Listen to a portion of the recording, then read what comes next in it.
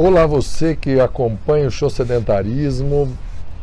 A gente vai fazer esse episódio 87 um pouco diferente e fica até um convite para os profissionais que acompanham. Por quê? O 86 foi a gente falando sobre asma e atividade física. E o César já participou de um evento presencial com a gente do Show Sedentarismo, me mandou um WhatsApp e falou: Guilherme, asma é meu assunto, eu estudei bastante, e então desencadeou esse bate-papo aqui fora desse modelo da terceira temporada. E ele estava me contando aqui antes da gente dar o play, até eu falar, vamos começar a gravar, que tem um grupo no Facebook e que tem algumas, enfim, conta aí. Pois é, pessoal, tem como o Guilherme falou, né, tem um grupo aí no Face de mães que lidam com seus filhos, né, essa faixa etária entre 6, 10 anos, um pouco mais novos, que tem asma, né, asma, bronquite, enfim. E eu comecei a dar meus pitacos nesse grupo aí, e eu percebo que as mães só têm um argumento, só têm uma ferramenta, que é medicamento, medicamento, medicamento. Então, assim, eu achei que esse discurso está muito antigo, né? Década de 60 se falava ainda já se falava em natação, atividade física, esse tipo de coisa. Existia um trabalho na década de 70, no Ibirapuera, hoje onde é o Mané Garrincha, do professor Progresso, que era um trabalho de atividades adaptadas a portadores de asma, que depois foi dado continuidade pelo professor Luizmar Teixeira na USP. E esse grupo existe até hoje ainda na USP. Tá? Então, assim, eu acho que é importante o profissional de educação física ele levar esse assunto, ele levar essa informação, principalmente para esses grupos, né? Que as mães estão, no meu modo de entender, esse grupo é um grupo Brasil, elas estão perdidas, né? O único argumento delas é medicamento, não é medicamento. Você consegue controlar a asma com atividade física, isso já é pesquisa científica. Você vai ajudar, né? Se estiver fora de controle, tem que medicar. Sim, tem que medicar. Mas, de qualquer forma, quando está mais controlada, totalmente controlada ou parcialmente controlada, a criança deve fazer atividade física, é o que a gente estava falando antes, porque prepara o estado físico geral, a criança tem melhor autoestima, então ela enfrenta melhor quando vierem as crises. E de qualquer jeito, não só fazer o uso do medicamento, porque às vezes as mães, por ignorância social, acham que o asmático não pode fazer atividade física. E você sabe muito bem que não é assim. Pois é, no passado a asma vem de um termo grego, né, asthma, né? E o pessoal morria por causa de asma, né? Então ficou aí, até algumas gerações passadas, esse pânico, esse medo, né? Depois a gente teve algumas epidemias, tipo gripe espanhola, e muita gente morreu e se associou tudo isso, né? Então, o que ocorre? Vamos falar de uma forma geral. Você tem asma leve, a moderada e a grave. Vamos classificar assim, a gente sabe que tem mais classificações. Mas de uma forma geral, o asmático leve, a criança que tem asma leve ou moderada, você tem que tratar com atividade física, tá? Eu enxergo assim porque o que eu observei quando eu trabalhei com um grupo de 6 a 9 anos, tá? Quando a criança ela percebe que ela vai ter o broncoespasmo, porque antes de ter a crise em si existe o broncoespasmo.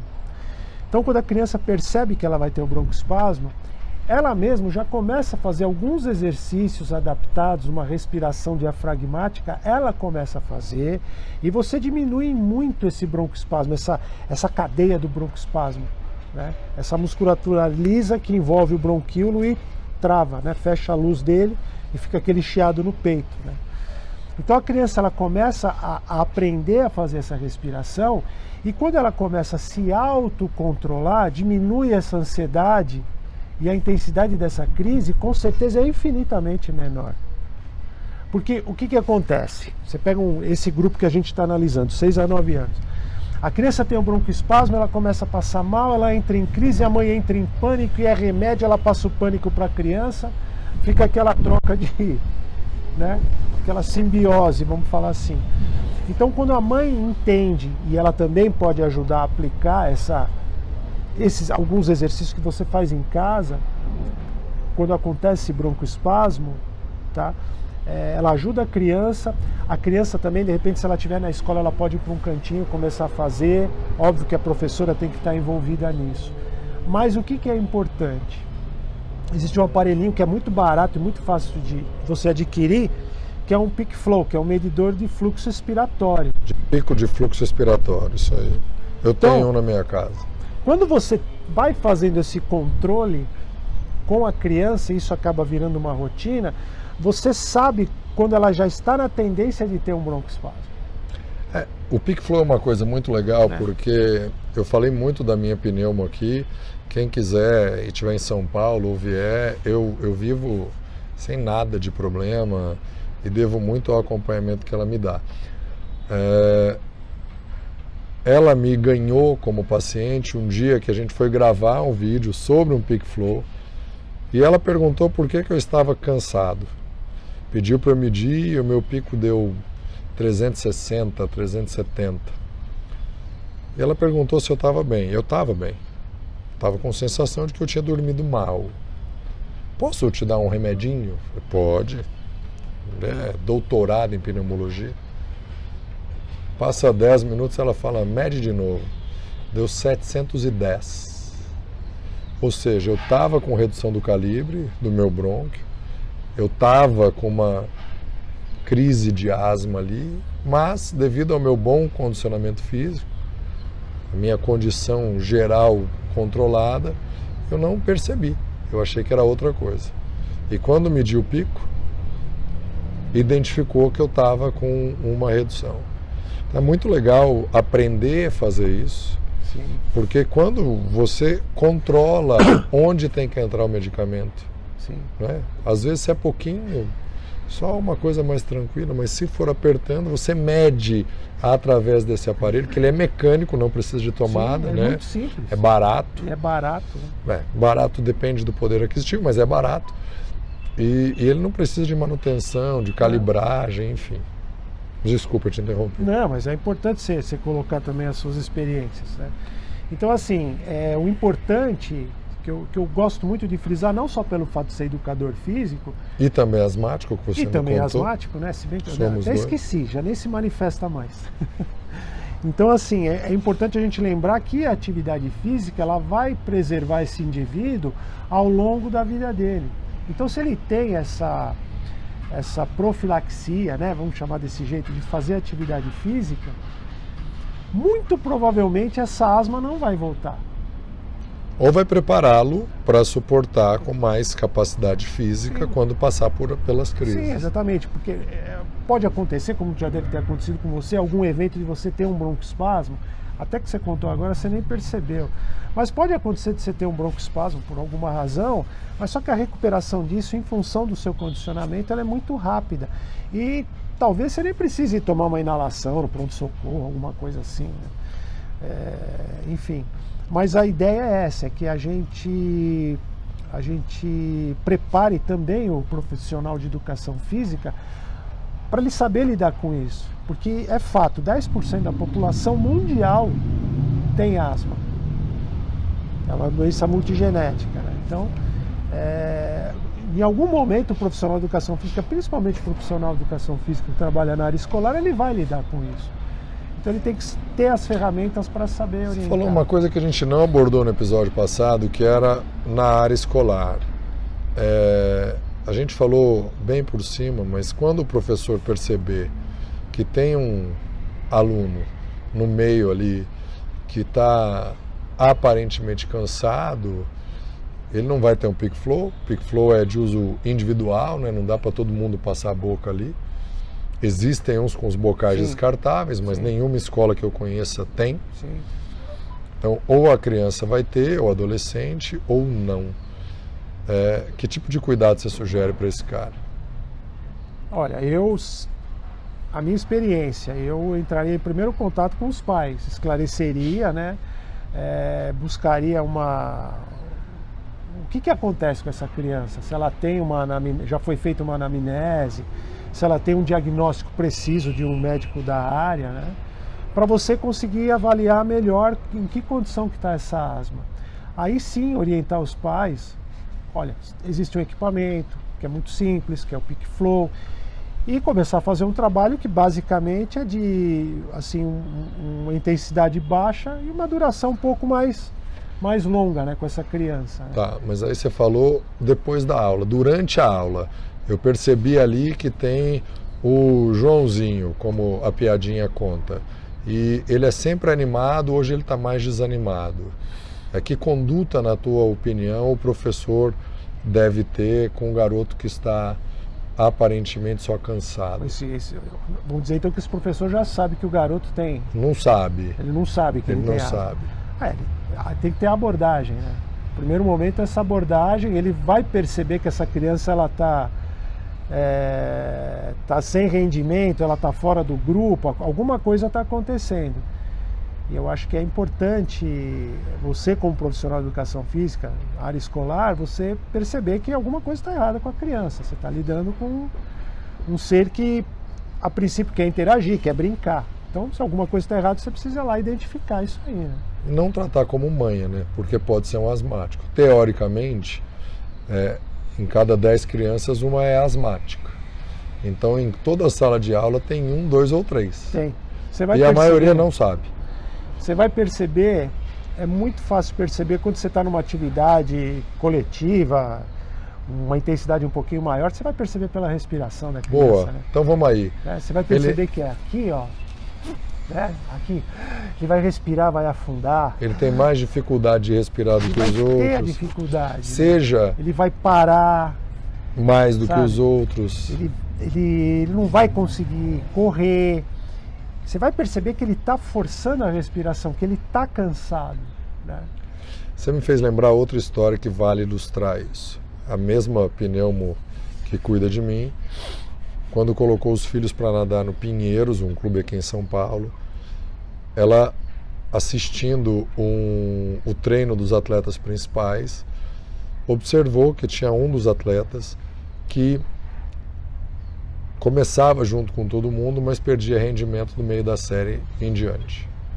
Então ela foi falar com o técnico e falou, posso falar com esse rapaz? Obviamente que ele deixou, ela se identificou, disse quem era, e o cabra tinha asma induzida por exercício, ou broncoespasmo induzido por exercício. Começou a tratar a diferença entre ser um dos melhores velocistas do Brasil e ir para os Jogos Olímpicos foi o tratamento. Mas então vamos lá, você já falou, se for antes da aula o cara estiver desanimado, considerar que pode ser asma. Sim. Essa mesma médica, ela fala que as pessoas ignoram, tratam o pulmão com muito menos importância do que o coração, por exemplo, tem muito mais prestígio. Então pode ser asma. Se 10%, ela tem um estudo com maior coleta de dados que 25% de praticantes de tênis tinham asma ou asma induzida por exercício. Aí mudou a estatística para 1 para cada 4. Faz já uns 12 anos e eu estou chutando aqui sem lembrar exatamente. Depois eu vou colocar o link do estudo no descritivo ou do vídeo ou do podcast. Então temos antes da aula, durante a aula, observar que ele tinha um rendimento normal e de repente ele desanima, ou se já sabe que a criança tem asma, como que deve ser o procedimento do profissional de educação física nesse caso. E até dos pais que eventualmente acompanham a gente, o lado oposto, né, dos pais para os profissionais, para a criança poder dar um show no sedentarismo, criança e adolescente. O fato é, se essa criança tem uma asma grave, com certeza a escola vai ser avisada, porque ele pode ter crises constantes e ele não vai conseguir fazer atividade física sem o tratamento médico. Né? Então primeira dica, se você é do tipo que esconde que o seu filho tem asma, comece a verbalizar. Você tem que avisar a escola, sabe? Você tem que avisar professor academia. Tem que saber. Até se seu filho faz inglês, ele está na escolinha de inglês, ele pode ter ali uma crise. Sim. Todo mundo tem que ficar sabendo onde essa criança está, né? Se estiver fora de controle, sim. Principalmente se ela tiver asma grave, se ela anda com medicamento, às vezes é o aerosol, seja lá qual for, mas ela quem está lidando com a criança precisa estar avisado com isso. Desmistificar, eu gostei. Estava embutido na sua dica. Sim. Ótimo. A asma não... A gente não tem mais que ter medo disso aí, ficou muito no passado. Você tem asmáticos hoje que os caras são campeões olímpicos. Para. 15% de uma delegação olímpica se declara asmática. E 20 a 25% das medalhas são de asmáticos. Eu costumo brincar que os asmáticos são, na média, melhores do que os não asmáticos nos Jogos Olímpicos. Sim, pois é. Então, nesse momento, identificando que essa criança tem asma grave, deve-se tomar esse cuidado para os pais, né? E o professor, independente de ser um profissional de educação física, ele tem que ter o cuidado de ter essa comunicação com os pais para saber qual é o grau dessa asma. Eu acho que é até obrigação do profissional de educação física e as escolas, a graduação, o profissional aprender como é que ele vai lidar com isso. Pelo menos num primeiro momento, essa abordagem. E não o que muitas vezes fazem, não, deixa ele lá no canto, não faz nada. E não é isso. Você está deixando esse indivíduo de lado quando você pode curar ele. Pode ser uma parte mais importante do tratamento. Exatamente, né? Que é a parte mais importante. E tratando, pode acontecer como esse atleta que foi para os Jogos Olímpicos mais de uma vez. Sim, porque você não tira ele da sociedade. Né? Então, ótimo. Outra coisa importante. O asmático pode fazer tudo que o outro faz. Sim. Ele precisa controlar a asma só. Sim, ele tem que saber conviver com isso. Ótimo. Vai ter que aprender a conviver com isso. E isso se torna uma coisa natural. Então vamos falar um caso, sei lá, um garoto que é cadeirante, ele vai ter que aprender a conviver a vida inteira dele. E hoje você tem aí, embora a gente viva numa cidade que, por ser São Paulo, ainda não esteja totalmente adaptada, né, a essas situações de pessoas especiais, cadeira de rodas, cadeirante, enfim, mas você tem que aprender a conviver com isso, você vai conviver numa boa, sem problema nenhum. Legal. Gostei, tem algumas dicas super importantes aí. O professor não tratar como manha, investigar. Quando a família não souber, ele pode pedir para o aluno fazer uma respiração forçada, ver se está chiando ali, né, ou sibilando, e orientar que a família procure um pneumologista. Sim, um especialista. Ou o próprio pediatra também Sim. diagnostica isso. Para dizer que sim ou que não. Sim. Né? É o médico que vai dizer se sim ou se não. O profissional de educação física não diagnostica, não é competência dele. Não. Muito legal. Ele consegue até identificar, mas ele não pode ter as ferramentas. Não é da competência dele, né? Diagnosticar.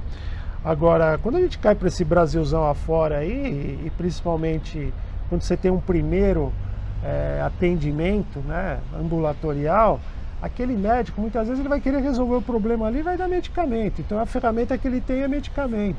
Né? E talvez não seja nem um especialista, né? Num atendimento ambulatorial. Né?